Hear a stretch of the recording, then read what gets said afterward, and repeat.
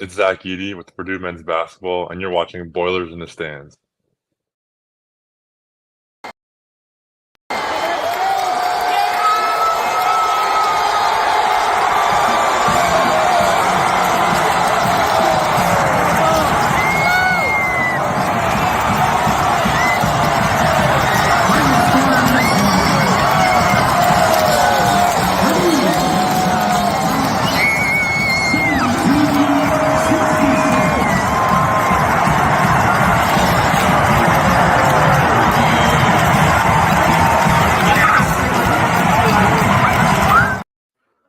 Welcome back to Boilers in the Stands. I am your host, Joe Jackson. Joining me, as always, is Craig Bowers. We are on our fifth and final freshman preview. That is Gicarri Harris, probably the freshman I am most excited about for this upcoming season for Purdue. So just like the rest of them, we'll talk kind of through background on him, our initial thoughts, what we think he could do year one, and then just kind of an overall, like what we hope to see from him for his career. So Craig, it's our final one out of these. We will still have plenty more shows to come this offseason, but how are you doing?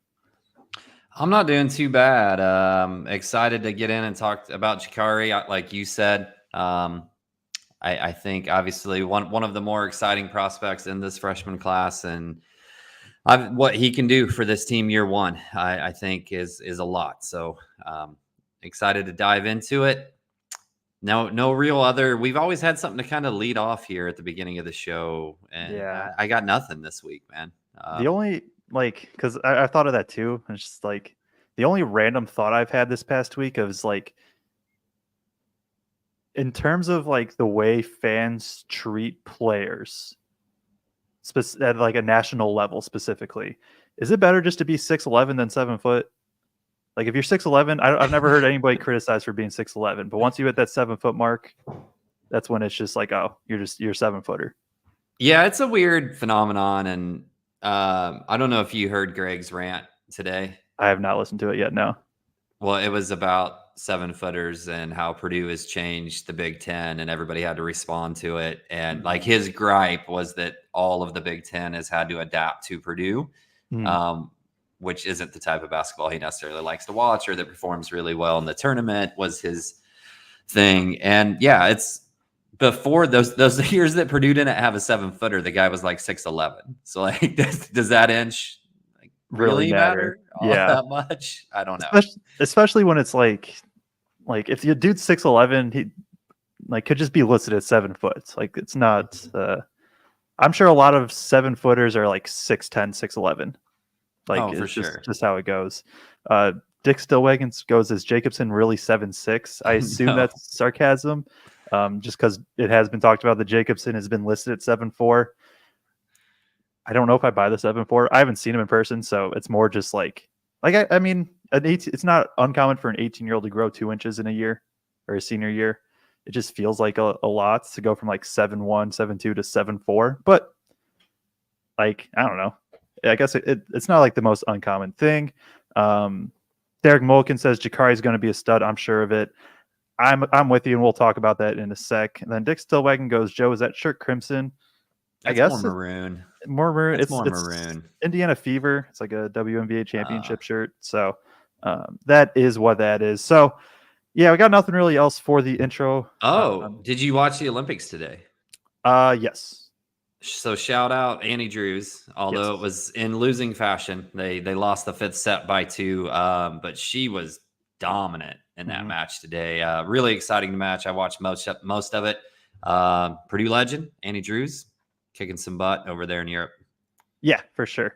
I guess on the volleyball front too, it was just announced 2 of their home games are going to be played in Mackey, which that's awesome. So I'll definitely going to be at those. So IU and Wisconsin.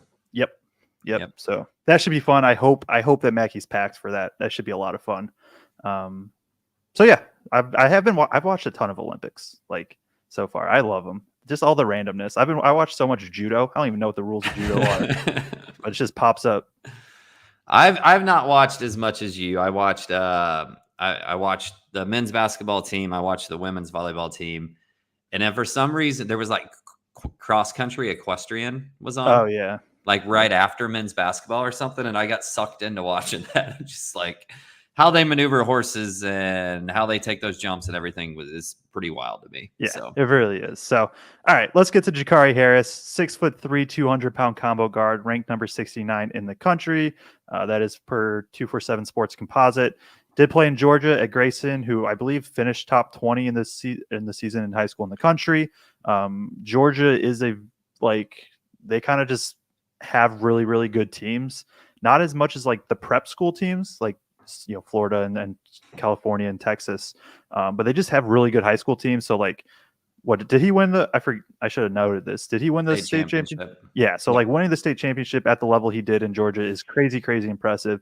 Grayson's a very good school.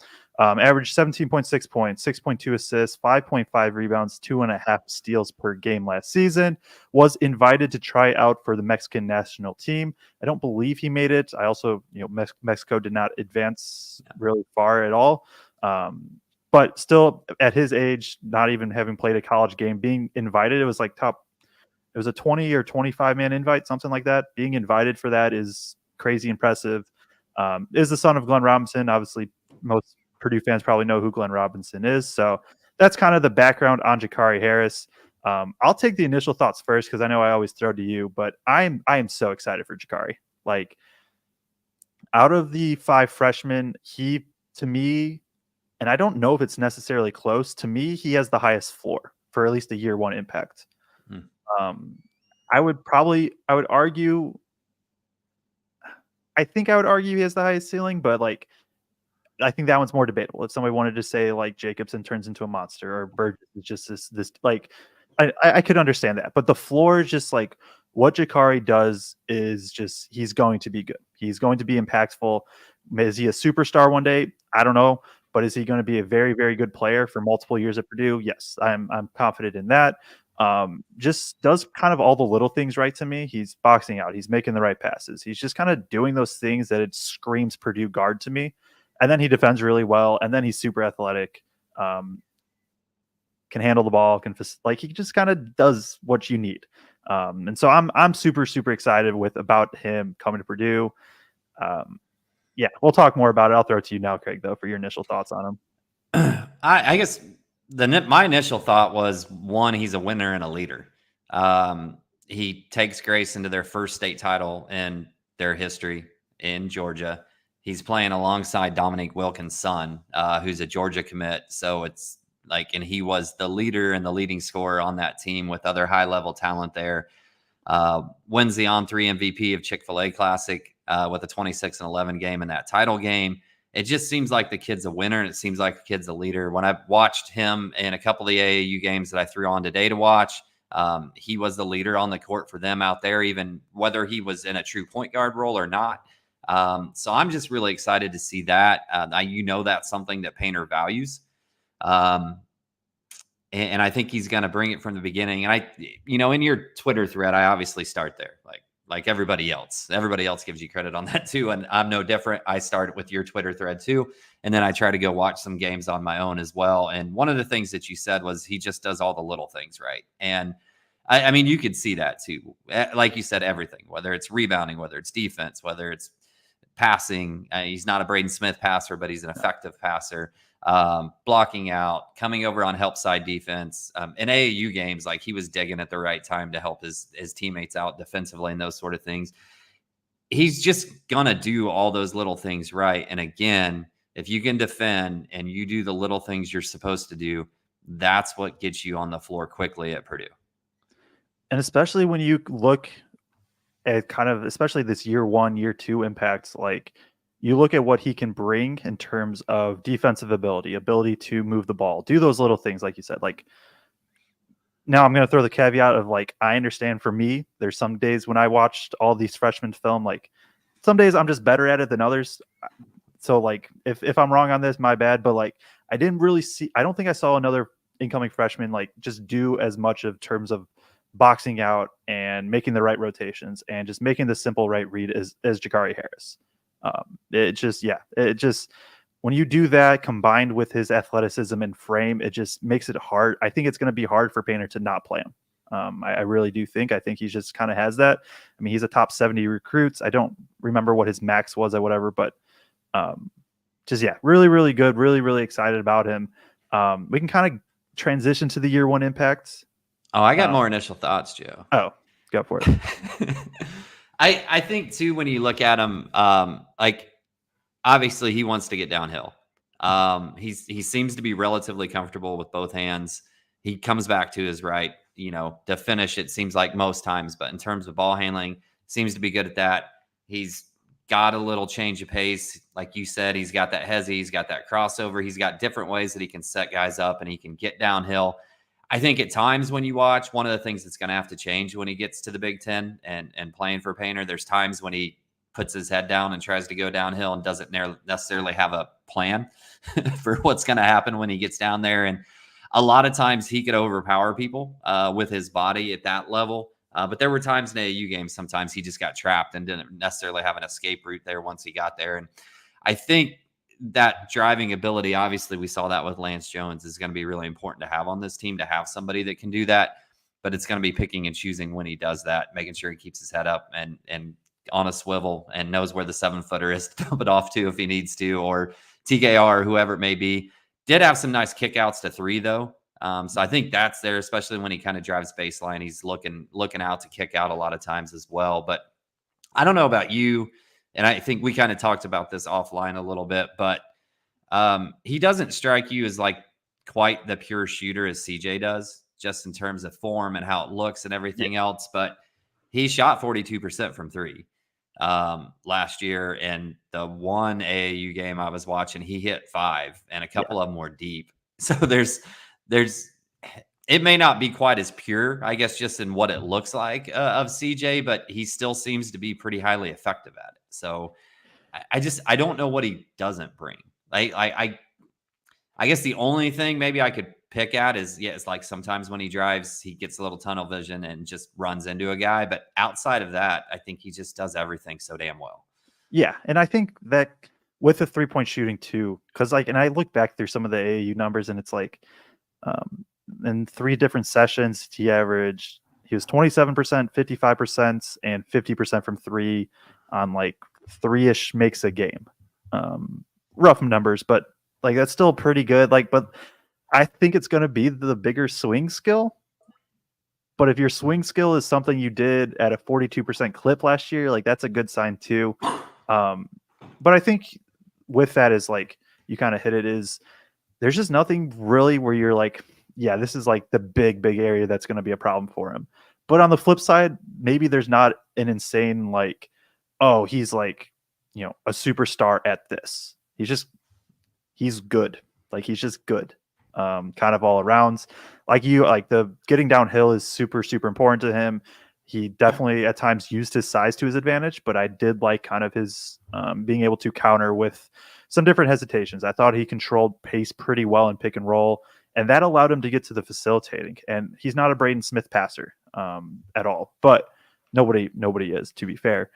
But he's somebody that like I think can just create. And so I still don't have the best words on how to describe this, but like Braden Smith is somebody you just give the ball and he's just gonna like he's just gonna create shots for others, I guess, is where I'm going. Yeah. And Jakari's more of I'm gonna create like an advantage of like getting downhill, and then maybe this forces the defense to rotate and like, oh, okay, here's the kick out. That's the right guy that I need to pass to. Braden Smith will just be like, oh, you are like a half step out of place. Let me just rifle this right to where it needs to be type passer. So I guess I think that's kind of the words I was trying to get to.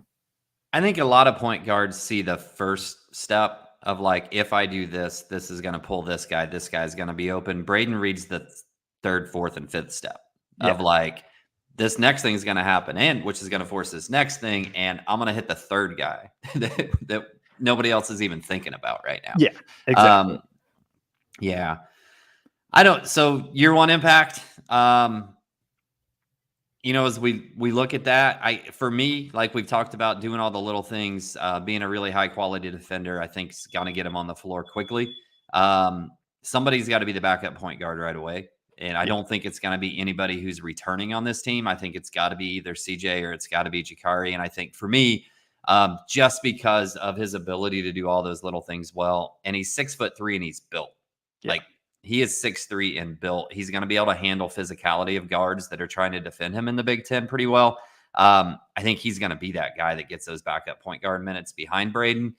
But I also think he's probably going to steal some minutes at the 2 or the 3 as well. And I mean, at 6'3", what was Lance? 6'2"? 6'1".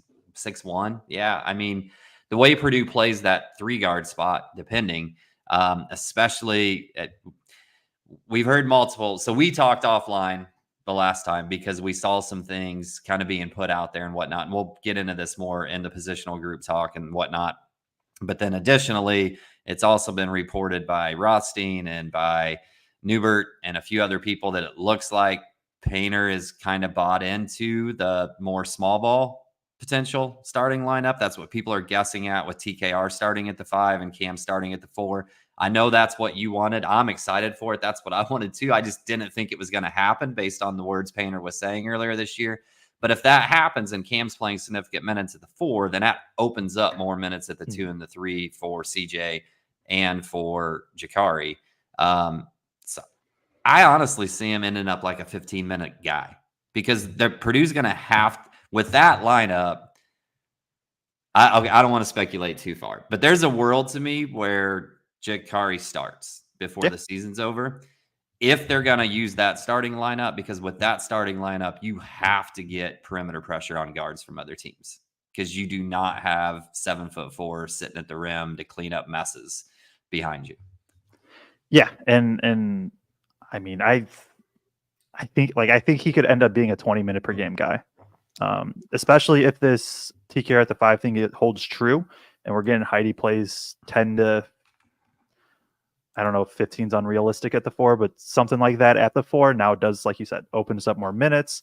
I think it could be more of like I think there's a realistic scenario where Jakari gets, if Purdue's being hopeful, Jakari gets 8 minutes at the backup point guard spot. If I'm being realistic, Jakari gets like 4 to 6 minutes at the backup point guard spot.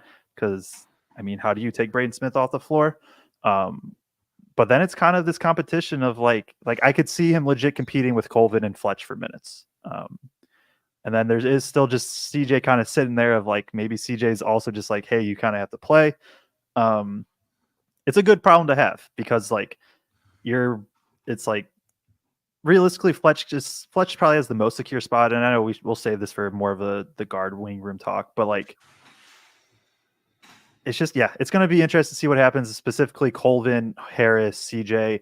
It's obviously should be probably Colvin's to lose, just that athleticism, 3-point shooting. But like Jakari does a lot of the things, especially on the defensive end. If like Fletcher, Colvin is not there defensively, I could see him sneaking in minutes like, hey, we just need a defensive guy. I wouldn't be shocked if he gets close to 20 minutes a game. Now, if TKR plays most of his minutes at the 4, then maybe that 15 is probably more accurate, just because there aren't minutes to go around. I think in terms of like what he'll do year one, defense is probably the first and foremost thing.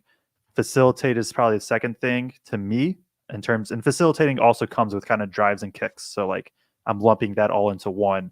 The jump shot is just going to be whether he scores or not to me. Like if the jumper goes by my eyes, he'll be fine. If the jumper goes by more of the numbers, he's going to be good and it won't be an issue. And then he'll end up, I don't know exactly what number. We can talk about that later. But like I said, I just think the floor is so high for him that it's just like he's going to get a role. And if Purdue's going to play small, like there's minutes for him to be had. Over or under 6 points per game? Like my initial thought was 6.5 if the jumper's there. So I guess I'll lean over. I don't think he's not like a double-digit scorer to me or anything year one by any means. Yeah. I don't even know that he has to have that jumper to get to 6 though a game. Like he's gonna get some slot points because he does rebound well from that guard spot. He's gonna get some points in transition, some steals that create opportunities for him, that sort of thing. So gonna get downhill a little bit. I'm gonna go over on 6 points per game.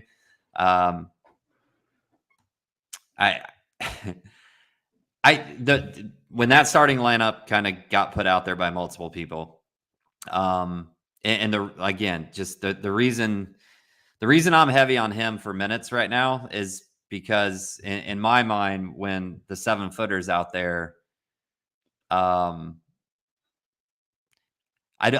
think Jakari is more important when the 7-footer is not out there. So that's part of the reason I say I think there's a world where he competes for starting minutes at some point, and that lineup works better with one of the other wings or guards in that spot at the 2 or the 3 when the 7-footer is on the floor. So I'm high on his minutes right now. With you, I think he gets to 15 to 20 minutes a game, and if he does that, I think he easily scores 6 points a game. Yeah, that's fair. My concern with the points is he's like, I mean, if it's Braden, let's say Braden, Fletch, or Colvin, Heidi, TKR, he's like the 4th scoring option on that list, 5th. But yeah, 6, somewhere around there. And part of that, will shout out Dead Hoosier. He did say, how many points, minutes do you speculate he may be putting up? I think, 26 points. He has like an assist or 2, something like that. And we'll talk. We'll save it more for like the positional groups and kind of the previews as we keep going. But like, if they are playing small, I think there could be a defensive philosophy shift, which could also change like the amount of steals he gets and maybe some points that way, like you mentioned as well. Do you have anything else in year 1 impact? Well, we will talk about that more in the positional group too, but I think it's important for people to also keep in mind, like, even when we're talking about Jakari's defense here, where Miles was at the end of the season defensively was, pardon the pun, miles ahead of where Miles started defensively at the beginning of the year. And the one practice that I got to watch, compared to the practices that I watched last year, totally different. So I think Miles is also going to be a way better defender. So I don't think that gap, when we're making that comparison, which I think obviously is what we're implying, is near as big maybe as what it would have been like Miles at the beginning of last year. So anyway, that's all I got for year 1. Career trajectory, I'll throw it to you first on your comp. The answer is I don't have one. The answer I'll give is it sparked when you said Lance Jones. I was like, wait a minute, we could do something with that. Of like, it's not a one. It's almost like it's like Lance Jones at Southern Illinois, but not quite, because Jones was just like it's. My answer is there's no perfect comp. I just can't. I quite literally can't think of one like an athletic Eric Hunter, sorta of like a bulkier Eric Hunter, of like he's a defensive guy that can pass, but I think he's more of a true point guard than Eric Hunter was. Lance Jones one, like when you said that, I don't hate it, of like this little Jones is like a little bit bulkier, like combo guard, where point guard probably isn't natural, but he can play good defense on the perimeter. So I'm gonna go to some sort of degree of Lance Jones. Like if Lance Jones like actually had to play backup point guard last year, maybe that would be my comp. Yeah. I can live with that.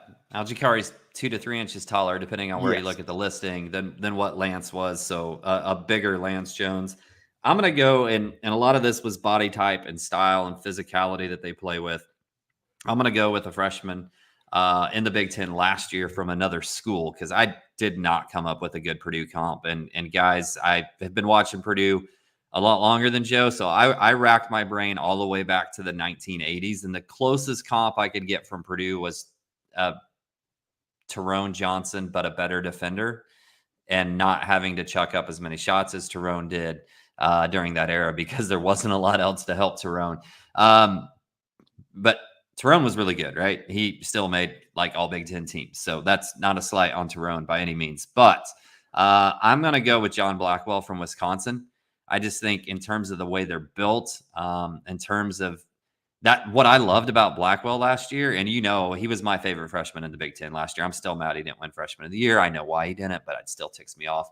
I thought he did everything great. I thought he was a great defender. Thought he was really good at rebounding. Thought he was a great defensive player. He could facilitate a little bit. He was a nice shooter as well. The one place I don't know whether it's similar of a comp, obviously, I think Jakari is going to have to play back at point guard minutes more than what Blackwell ever did. And also Blackwell, I had no idea Blackwell shot 45% from 3 last year. Yeah. Like I knew he Low shot the but ball did. well, but I didn't know he shot it that damn well. So I don't know that Jakari will shoot the ball that well from the outside year one. But that's my closest comp. Yeah, and I don't hate it. Like if I think he has better facilitating, but like you said, probably worse shooting. Maybe a little better defense. It's a compliment to Jakari that we can't. It's just like, especially in Purdue terms, like Purdue just doesn't get guys like him of this combo of like athleticism, but also being able to just like do all the little things. Usually it's like a really skilled player that maybe lacks athleticism, or it's like this super athletic guy that like can just kind of overpower. Like obviously like Jaden Ivey had skills, so I'm not saying that, but like Jaden Ivey didn't have maybe the all around type that Jakari has. But like obviously Jaden Ivey was electric and all that. This isn't, maybe it's a bad comp, but like there's just like, yeah, there's just very, very few guys I could think of in terms of Purdue's history, really at all. Like they have his combo of athleticism, does everything, it just can be a positive impact. And that's a very good thing for Purdue. So like, as we look at kind of the career in totality, like I said it earlier, I think he has the highest floor out of all these freshmen. Like I think, especially after Braden and Fletch graduate, like there's just, it would shock me if he was not a starting guard, whether if they have another point guard that like maybe that's like a true point guard. So maybe he's the 2 guard at that point, but like I would just be shocked if he wasn't starting by then. And I wouldn't be shocked if he doesn't end up just having to start some point late this year, next year. I don't know if he's ever going to be like a Big Ten Player of the Year guy, but like a guy that is a very good starter, can compete for like an all Big Ten spot, and is just like a really, really good foundational piece. Over under 2 all defensive Big Ten team awards in his career. Can I pick exact? Go ahead. Yeah, I'll go exactly 2. It feels he'd have to steal. If I had to pick one, it would go under. Like it might be more. I could see a scenario of like actually, didn't this happen to like Eric Hunter, where it was like his junior year he was like really, really good defensively and he didn't get it, and then his senior year they were just like, well, we kind of have to give it to you. I don't remember what year he got it. I know he did one of the years, but yeah, 3 would be pretty wild. And he'd have to basically steal somebody's spot as a starter next year to get to 3. I like 2. I think he makes 2. That's my prediction. I think he is a defensive dog from day one, and I think he earns that respect. And by his junior year, when he starts putting up some of those awards, personally. Yeah, and it's going to be fun. It's going to be just fun to see how he develops and is kind of able to go. Do you have anything kind of on him career arc wise, like what you want to see? I know we have a few comments and questions. We can get to those if not, but I do want to throw it to you first before that. Let's do the comments questions. All right. Brandon Jones says he reminds me of Eric Gordon. I'm not as familiar with high school, college Eric Gordon. I'm more familiar with pro Eric Gordon, who's like if Jakari ends up like Eric Gordon, it's a very, very good thing. I understand like the kind of the build in that, like a little bit bigger guard. I think probably Gordon was more of a scorer. Gordon was more of a scorer. You might have more input on that though than me. Yeah, I don't think Gordon ever saw a shot he didn't like, and he was always hunting to put up a shot. I don't think Jakari's that same way, and maybe not quite the ability to have that explosive like 40-point type of game that Gordon could have every once in a while and just go stupid from the 3-point line. But when I saw that, when you put that in there, Brandon, just in terms of body build and all of that, yeah, like I thought that right away is like, I can see where you're looking at that for sure. And then we've got that was my bad. Down. Brad says he's going to be a valuable addition, especially when teams try to shut down Fletcher. We'll have Jakari, Miles, and Heidi who can all go to the rim. And that's going to be big with like Edey not being there. Like we'll talk about that. Maybe we should just do a show of life without Zach Edey, but like Edey just brings so much rim pressure himself. Smith can get downhill. He wasn't like a great finisher at the rim. He was fine, But yeah, now we have 3 super athletic dudes in Jakari, Miles, and Heidi who can all go get theirs. CJ Cox, although not the most athletic, he can at least get into the paint. He's more of a pull-up guy. There's going to be options. I'm hoping that they get out and run a little bit more and let them kind of just do their thing. Especially now with Edie not there. And if you are going to play TKR at the 5, like just run, just go. But yeah, it's going to, this should be a more balanced team than last season. Obviously, there's a reason it wasn't last year, a very good one, but it should be a more balanced team. Yeah, I'd agree. And I'm a little bit with you. I'm not sure when we talk about getting downhill and going to the rim in terms of off the bounce. I think Gicarri does that and can bring that. Miles really was wanting to take 2 or 3 dribbles and then pull up and shoot a 15 to 18 footer, but has the ability to do that. One of the things that jumped out to me at practice the other day, I thought Miles looked much more comfortable in his handle in traffic. So I expect to see a little bit more of that this year. We'll talk more about that in the positional group stuff. Cam's a straight line driver, right? Like if he's got a straight line to the rim, he can dribble and attack off that. We've seen him do it from the baseline. But you're not really going to see him attack from, I guess, the wing or the top of the key or anything like that. So I'm not sure he has that same type of ability that you're alluding to, Brad, but I think certainly Gicarri does, and I think we'll see more out of that from Miles also. Angry Purdue then says, if Gicarri gets 20 minutes-ish, do you think Purdue and CJ could both mutually benefit from CJ redshirting so that he can be offset from Gicarri and have 3 years to start rather than just 2? And then he continues, seems like CJ's skill set is not as needed this year, and no doubt he's a bucket, my favorite player in this class, but with the positional logjam, would it be really smart to play him this year? I think it's just all going to go back to their style. If TKR is playing 30 minutes at the 4, I think I understand the art. If TKR is playing 30 minutes at the 4 and Gicarri is getting this 15 to 20 minutes, I can see that more, because at that point, right, Braden's going to get 30 to 35. There's 120 minutes between the 1, 2, and 3. Braden Smith's getting 35. Fletch is getting 25 probably. So that leaves, so that's 60. So that's half of it right there. If Heidi has to play the 3, now you're splitting that up between Heidi, Colvin. That you assume they're each going to get 20-ish, probably at least. Like 20, that's another 40. That leaves like 20 minutes. So that would be Gicarri. So then there would be no room for CJ. So I could see it, but I also think what he provides defensively could just kind of be another one where it's just like Painter feels forced to play him. If that happens, if CJ plays, I wouldn't be shocked to see Fletch and or Colvin's minutes decrease to what we expected. I don't know who it would be, and it all just depends, but I wouldn't be shocked to see that then. I just think if they're gonna start, and obviously we don't know this is people projecting, right? But if they do start in that small ball lineup, you got to figure that's gonna be you're gonna start in whatever you're gonna play the majority of the time in. So that's gonna be 20 minutes or more of that small ball. Cam at the 4.